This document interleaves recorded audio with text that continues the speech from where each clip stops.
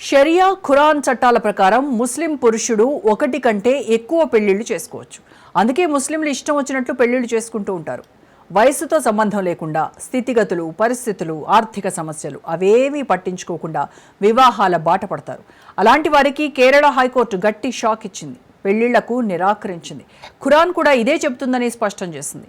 ఇంతకీ ముస్లిం పురుషులు అనేక పెళ్లిళ్లు చేసుకోవడాన్ని కోర్టు ఎందుకు నిరాకరించింది? బహుభార్యత్వంపై కేరళ హైకోర్టు కీలక వ్యాఖ్యలు. ఆర్థిక స్తోమతలేని ముస్లింలకు బహుభార్యత్వం ఎందుకు?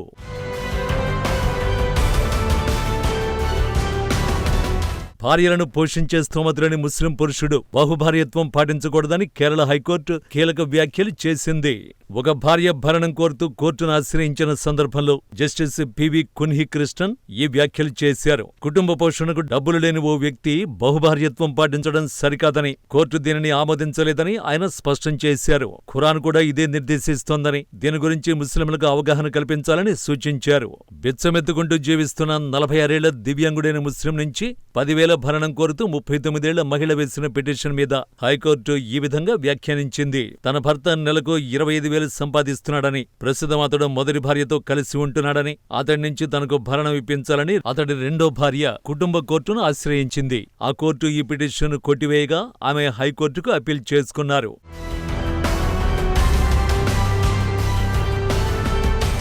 హైకోర్టు కూడా ఒక బిచ్చగాడు నెలకు 10,000 రూపాయలు భరణం చెల్లించలేడని తేల్చింది. అతడి ఇద్దరు భార్యలకు ఆహారం, దుస్తులు అందించడానికి రాష్ట్ర ప్రభుత్వం పూనుకోవాలని సూచించింది. ముస్లింలలో అత్యధికులు ఒకే భార్యతో కాపురం చేస్తారని, కొద్దిమంది మాత్రమే బహుభార్యత్వం ఆచరిస్తారని హైకోర్టు న్యాయమూర్తి తెలిపారు. అయితే భర్త అంధుడైనప్పటికీ అతను మూడో వివాహం చేసుకుంటానని బెదిరిస్తున్నాడని మొదటి భార్య తెలిపింది.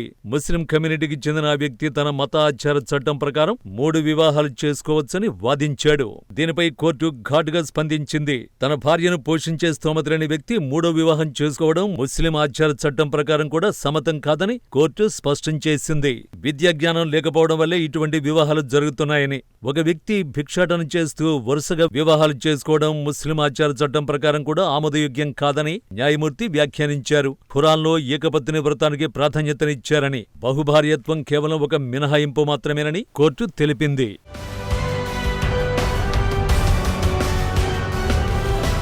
ఒక ముస్లిం పురుషుడు తన మొదటి, రెండవ, మూడవ, 4వ భార్యలకు న్యాయం చేయగలిగితే మాత్రమే ఒకటి కంటే ఎక్కువ వివాహాలు చేసుకోవడం ఆమోదయోగ్యమని ధర్మాసనం వివరించింది. అనేక మంది ముస్లింలు ఏకపత్ని వ్రతాన్ని పాటిస్తున్నారని, ఇది ఖురాన్ నిజమైన స్ఫూర్తిని ప్రతిబింబిస్తుందని కోర్టు స్పష్టం చేసింది. కేవలం కొద్దిమంది మాత్రమే ఖురాన్లోని అసలైన సూత్రాలను మరిచి బహుభార్యత్వం పాటిస్తున్నారని, వారికి మత పెద్దలు, సమాజం సరైన విద్యను అందించాల్సిన అవసరం ఉందని కోర్టు సూచించింది.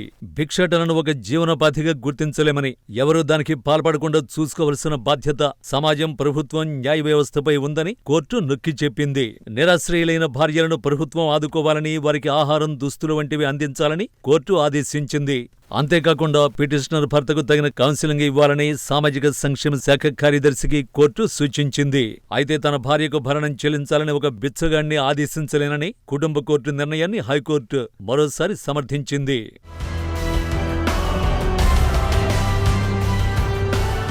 మరి కేరళ హైకోర్టు ముట్టికాయలతోనైనా కొందరు ముస్లింలు మారుతారో, లేక అదే బాటంటూ స్తోమత లేకపోయినా పెళ్లిళ్లు చేసుకుంటారో చూడాల్సిందే.